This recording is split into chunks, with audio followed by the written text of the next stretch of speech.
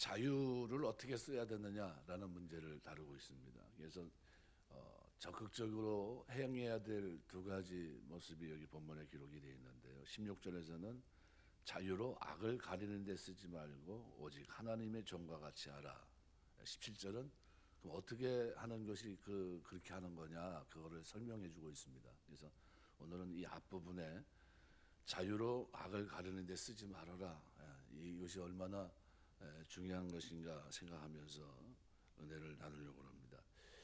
교회가 세상 속에서 길을 잃어버린다고 한다면, 이것을 다른 것으로 비유하면 마치 운동하는 선수들이, 만약 축구를 한다면 축구하는 사람이 운동장에 들어가서 마음껏 뛸 수 있는 자유를 얻었지만 감독의 지시는 까맣게 있고 작전도 없이 그냥 뛰어다닌다면 어떻게 할까요? 그 불보듯 뻔합니다. 경기에서 지는 건 뻔하고요. 바로 선수 집어넣지만 교체해야 됩니다. 그렇게 뛰려면 운동장에서는 왜 들어갔는가 의미가 없습니다. 그런 의미에서 16절 말씀처럼 치명적인 말씀은 없습니다. 자유를 줬는데 방종하는 거예요. 그 자유를 가지고 자기 좋을 대로 막 쓰는 겁니다. 그러면 안 된다는 거죠. 악을 가리는데, 악을 덮는데 그 자유를 쓴다는 거죠. 이건 굉장히 큰 문제죠. 자유하다는 말은 영어 성경에서는 뭐 자유인답게 살아라, 자유인답게 행동하라 라는 식으로 번역을 해놨습니다. 엘류테로이라는 단어인데, 당시 교회 구성원들이 사회적 신분을 얘기하고 있는가, 그건 아닙니다. 이 자유는 바로 성경 안에서, 복음 안에서의 자유를 말합니다. 뭐 다양하죠. 그들의 신분을 만약 얘기한다면 뭐 천차만별이었겠죠. 자유한 시민, 그것도 있고, 노예, 뭐 그런 상태에 있을 위치에 있는 사람도 있고, 근데 오늘 본문의 이 사람들은 외국인 나그네 여행자의 신분입니다. 노예들보다는 조금 위에 있지만 자유한 사람들이죠. 그들이 자유하다고 하는 것은 사회적 신분을 얘기하는 게 아닙니다. 뭘 얘기하고 있냐면 하나님의 종들로 표현하듯이 심자된 신분으로서 자유하다는 거예요. 이거 복음 안에서 자유한 겁니다. 그리스도 안에서 자유한 걸 얘기합니다. 그러니까 세상으로부터 불러 보내심을 받은 사람들입니다. 삼위 하나님께서 계획하시고 거룩하게 하시고 지금도 보호하시고 인도하시는 자유자들입니다. 썩어지고 더럽고 쇠해지는 허무한 데 해방되어서 부활 생명, 거듭난 생명, 살아있는 산 소망으로 사는 자유한 사람들입니다. 세상 여러 족속 가운데 하나님의 택하신 족속이고, 세상의 많은 민족 가운데 불러낸 거룩한 민족이고, 온 세상을 향한 제사장 나라고, 그분의 소유된 백성입니다. 자유자예요. 그러면 이 자유는 그래서 영적이고 실제적인 자유입니다. 아주 우리가 누리는 최고의 선물이에요. 근데 이 자유는 세상에 매여 있지 않습니다. 이런 자유를 경험하고 누리고 있는 거듭난 하나님의 사람들은요, 썩어짐과 더러움과 허무한데 굴복할 수 없는, 굴복되지 않는 아주 복된 백성이 된 겁니다. 그래서 이 복음은 반드시 자유, 영적인 자유를 가져옵니다. 그것은 이 세상에서부터 자유이기 때문에 설사 사회적인 조건 상황이 그대로 있다 해도, 안 좋다 할지라도, 내가 볼 때는 기대하지 않았던 사회, 도대체 변화가 없어 보인다 할지라도 그 속에서 누릴 수 있는 자유입니다. 그래서 뭐가 있습니까? 기쁨과 찬송이 넘쳐요. 흔들림이 없습니다. 그래서 고린도서 6장 9절 말씀대로 이들은 아무것도 가진 것이 없는데 모든 것을 가진 사람이고, 무명자 같은데 유명한 사람들이고, 죽은 자 같은데 산 자들이에요. 진짜 하나님 보실 때 아름다운 사람들입니다. 문제는 예수 믿으면 복을 받는다는 사실, 이것은 뭐 필연적인 겁니다. 왜? 하나님께서 우리 일반 은총을 주시는, 누구에게 복을 주겠습니까? 하나님의 뜻과 지혜를 구하는 솔로몬에게 복을 주신 것처럼요, 하나님의 뜻대로 살려고 몸부림치는 이 자유를 자기 멋대로 쓰지 않고 하나님의 영광을 위해서 섬기는 데 쓰려고 하는 이 사람들을 하나님 복 주시는 것은 당연합니다. 근데 진짜 문제는 그 다음이에요. 복을 누리고 난 다음에, 솔로몬이 하나님 복을 받고 난 후에 이방신을 섬긴 것처럼 잘못되면 그 길을 가면 안 됩니다. 복을 압니다. 영광스러운 소망도 알고 삼위 하나님의 뜨거운 사랑과 긍휼도 택함 받은 족속, 거룩한 민족, 이 모든 걸 다 압니다. 그리고 무슨 생각을 하냐면 하나님의 그 영광의 약속이 나에게 성취되고 이루어졌기 때문에 이건 취소될 수 없고 하나님이 택하셨기 때문에 이건 바뀌지 않는다. 그러니까 그래서 자유는 서서히 그에게 느슨함을 갖다 줍니다. 느슨함, 방만함을 갖다 주고 무슨 얘기냐면요. 다시 썩어지고 더럽고 허무한 세상으로 미끄러져 들어가는 기회를 열어놓는 거예요. 이제 이 정도면 됐지 않나 생각하는 겁니다. 물론 자유 은혜는 취소되지 않습니다. 베드로는 지금 자유 자체에 문제가 있다 얘기하는 게 아니에요. 자유는 완벽합니다. 피로 구속하신 은혜는 바뀌지 않습니다. 자유하지만 문제는 그 다음입니다. 자유로 악을 가리는 데 쓴다는 거예요. 이게 도대체 뭘 의미하냐는 거죠. 가리운다는 에피칼리마라고 하는 말은 덮어 가리우는 것, 은폐하는 수단, 구실의 역할을 얘기합니다. 문자 그대로 하면 그 놀라운 자유를 사용하는 방식에 있어서 문제가 있다는 거예요.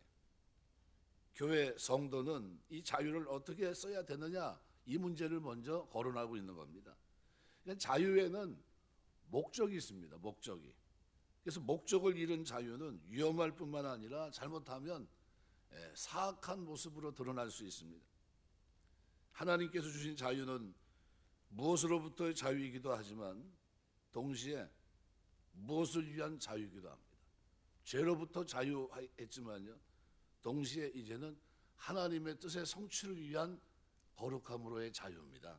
그러니까 종된 땅 애굽에서 나와 얻은 자유가 있지만 동시에 그 자유는 약속의 땅 가나안 땅으로 들어가기 위한 자유입니다. 하나님 말씀을 받고 그 말씀을 따라 하나님을 섬기고 이웃을 섬기는 자유, 이것이 우리에게 있는 겁니다. 교회가 썩어지고 더럽고 허무한 데 굴복하는 세상에서 나온 것은 하나님께 자유를 얻은 겁니다. 엄청난 축복을 받은 거예요. 동시에 그 자유는 썩지 않고 더럽지 않고 쇠하지 않는 나라를 소유하고 누리고 그래서 그 거룩한 나라를 섬길 자유입니다. 그러니까 이 둘은 떨어지지 않습니다. 이것이 분리되는 순간 자유는 더 이상 자유가 되지 않고 도리어 더 큰 속박으로 변할 수 있습니다. 마찬가지로 성도들에게 자유를 주신 것은 마음대로 죄를 짓고 다시 용서받고 그 죄를 반복하고 즐기다가 다시 더러운 데 얽매이라고 주신 게 아닙니다. 이 자유는 분명하게 거룩함이란 하나님의 뜻이라고 하는 그 속에서 누려야 될 자유라는 것을 설명합니다. 구원받은 사람은 다시 망하게 하기 위해 주신 자유가 아닙니다. 그 자유는 그가 이제 죄와 사망의 사슬 또는 걱정, 두려움, 죄책감, 절망의 굴레를 벗어버리면서 일생에 매여 종노릇한 데서 해방될 뿐만 아니라 오직 그분을 영화롭게 하고 그분을 영원토록 즐거워하는 사람으로 성장하기 위한 자유입니다. 필연적인 자기 사랑, 자기 집착에서 벗어나 이제는 그 자유 때문에 하나님의 사랑을 받아 그분을 사랑하고 그렇게 이웃을 자신의 몸과 같이 사랑할 수 있는 사람이 되는 그런 자유예요. 그러니까 사람이 과도하게 빚을 지고 있으면 남을 도울 수가 없습니다. 왜? 내 형편이 힘드니까, 어렵고 고통스러우니까. 몸이 병들었을 때도 마찬가지죠. 병원에 들어들면 다른 사람이 쳐다볼 여유가 없습니다. 어떻게 남을 도울 수 있겠습니까? 마치 자기가 가진 부에 붙잡혀서 가난한 사람들을 도울 기회를 놓치고 천국에 들어가기 어려웠던 부자 청년처럼 사람이 자기 사랑에 빠져 자신을 위해 가능한 많은 것들을 쌓아놓고 살기를 추구하면서 이런 일이 너무 바쁘다 보면요, 아무리 많은 것을 가진 사람이라도 그것을 남을 도울 자유를 얻지 못합니다. 더구나 그리스도인들이 그들에게 주어진 자유를 잘못 사용하기 시작하면 그 자유는 목적을 잃은 자유가 됩니다. 목적을 잃어요. 어디서부터 나온 자유가 됐지만 무엇을 위한 자유는 되지 못하기 때문에 그것은 필연적으로 방종과 죄악에 빠지기 쉽습니다. 여기서 한 걸음 더 나가면 이런 목적이 없는 방종과 죄악을 다시 그 자유라는 이름으로 정당하게 합니다. 무슨 얘기냐면 목적을 잃은 자유는 위험하고 굉장히 사악한데 16절에서 자유로 악을 가리는 데 쓰지 말라 이렇게 표현한 이 표현은요, 하나님께서 그리스도의 죽으심과 부활, 복음으로 성령의 거룩하게 하심으로 자유하게 하신 그 자유를 사용하는 방식에 대해서 얘기하는 겁니다. 자유를 그런 식으로 쓰지 말라고 하는 것은요, 어떤 식이에요? 악을 덮는 식. 그러니까 에피칼로마라고 하는 이 덮음이란 말은요, 밑에 놓여 있는 악, 더러운 물질을 그대로 놔두고 그 위를 보이지 않게 덮어 씌우는 행동을 말합니다. 진실을 가리기 위해서 연막을 쓰는 겁니다. 연막, 스모그. 그건 그대로 있는데 잠깐 뭐예요? 스모그가 껴 있어요. 이걸 말하는 겁니다. 문제는 교회가 잘못한 일에 대해서 세상이 비난하고 있는데, 그죠? 하나님이 주신 그 은혜, 하나님이 주신 그 자유를 덮는 데 쓰지 말라는 거예요. 악을 드러내서 그걸 어떻게 해요? 청소해 버려야 되고 완전히 없애버려야 되는데, 하나님이 우리에게 주신 자유를 가지고 그걸 어떻게 해요? 덮어놓고 있는 겁니다. 그런 악을 덮어씌우고 정당화하는 방식으로 자유를 들먹거리지 말라, 그런 얘기입니다. 마치 이렇게 얘기하는 겁니다. 우리는 택한 민족이다. 하나님께 구원하신 것을 취소하겠느냐? 아마 이 취소는 없을 거다. 다시 뒤엎으겠느냐? 우리는 불가항력적인 은혜 속에 있다. 죄가 더한 것에 은혜가 넘친다고 했고, 그 정도 잘못한 것은 얼마든지 용서받을 수 있다. 하나님은 그 선택과 예정을 취소하지 않는다. 더럽지 않은 사람이 어디 있겠는가? 썩은 냄새 하나 없는 사람, 그런 단체가 어디 있겠는가? 살다 보면 다 그런 거지. 그러면서 은혜로 합시다. 은혜로. 이렇게 하지 말자는 거죠. 무엇이 잘못됐는지 자유를 이렇게 쓰라고 주신 것이 아닌데, 은혜도 마찬가지고요. 악은 드러내고 해결돼야 되고 회개해야 되고, 어떻게 불 가지고 데우든지 물 가지고 씻든지 정리가 돼야 됩니다. 그리스도의 보혈로 덮여지기 위해서는 반드시 먼저 빛 가운데 드러나야 되고, 그래야 십자가를 통해 처리될 수 있는 겁니다. 요한일서 1장 5절에서 10절까지 말씀대로. 그런데 정직한 죄의 고백과 철저한 회개 없이 그저 은혜와 사랑과 구원의 확신과 예정과 자유의 이름으로 그 악취나는 악을 그대로 덮어버린다면, 그것은 악을 키워 영육간의 사망을 초래하는 불행한 결과를 가져올 뿐이라는 겁니다. 하나님께서 주신 은혜와 자유를 값싼 것으로 내팽겨버리는 아주 안 좋은 결과를 가져오는 겁니다. 그럼 이렇게 누가 이렇게 살아간 사람이 있습니까? 구약 이스라엘이 그랬습니다. 약속의 땅에서 그들이 눈이 뽑히고 손발이 묶인 채로 포로된 나라로 끌려갈 비참한 바벨론 70년의 어려움을 그들이 경험했는데, 서구 기독교가 하나님이 주신 은혜와 주신 자유를 이렇게 남용하다가 공산주의를 맞이하게 됩니다. 오늘날 텅 빈 교회 건물만이 남게 됐습니다. 뭐가 문제입니까?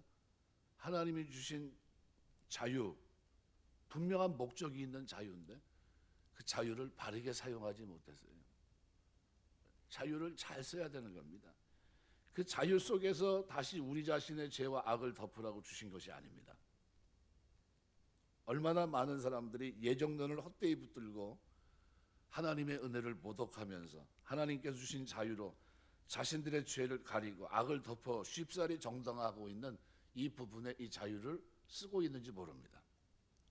그러나 실제로는 그 속에 있는 탐욕, 더러움, 세상을 뼈저리게 사랑하는 것을 전혀 회개하지 않고 만약 그대로 있다면 이것은 자유를 악을 가리우는 데 쓰는 겁니다. 이게 하나님 보실 땐 큰 죄라는 거예요. 이거를 해결하라는 겁니다.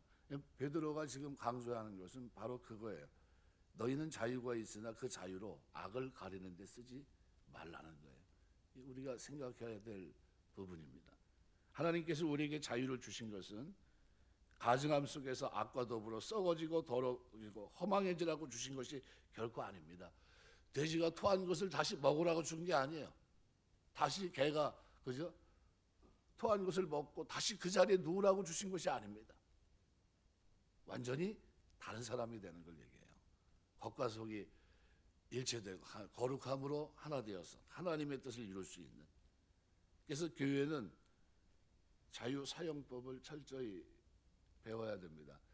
뭐 얼마 전에 이 책들을 보니까 그런 책들이 많이 나왔어요.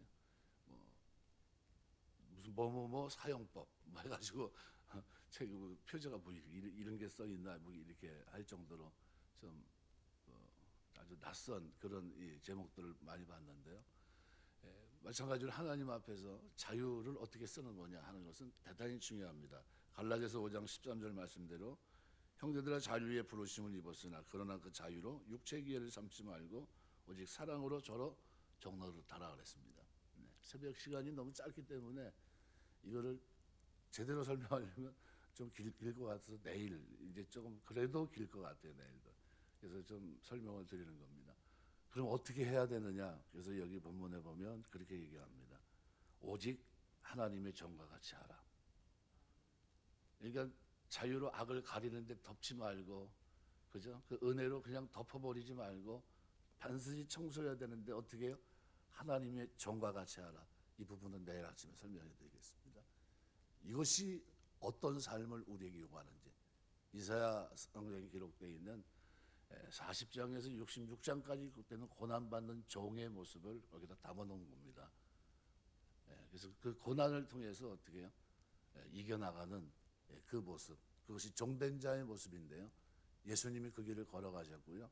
바로 그것으로 자유지만 어떻게 해요? 종으로 섬기는 자유를 얘기하는 겁니다.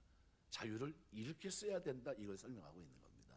그래서 우리가 오늘 아침 말씀 생각한 대로요, 신앙생활 하는 동안에 자유를 악을 가리는데 내 행동을 합리화시키는데 자유를 쓰면 안 됩니다. 분명히 죄는 죄고요, 죄는 드러나서 벗어버려야 될 것입니다. 이것을 분명히 하고 하나님의 백성으로 살아가는 동안 하나님 이런 그런 기도를 드려야 돼요. 하나님, 내가 내 행동에 내 살아가는 동안에 하나님이 주신 놀라운 은혜 기뻐할 수밖에 없고 찬송할 수밖에 없는 영원토록 주신 이 아름다운 제목이 있는데, 그런데 내가 진리를 왜곡하고 더러운데 종로를 타면서 그러면서 하나님이 주신 이 자유를 가지고 다시 굴복하듯이 살아가면서 이것을 내 악을 덮는 데 이 자유를 쓰지 않도록 하나님 나를 깨워주옵소서, 일으켜주옵소서, 새로운 모습으로 이 땅을 거룩한 백성으로 살아낼 수 있도록 나를 붙들어 주옵소서 기도하시고, 그런 축복이 저와 여러분의 믿음 생활 속에 걷는 걸음 속에 늘 충만케 되시길 주의 이름으로 축원합니다. 기도하겠습니다.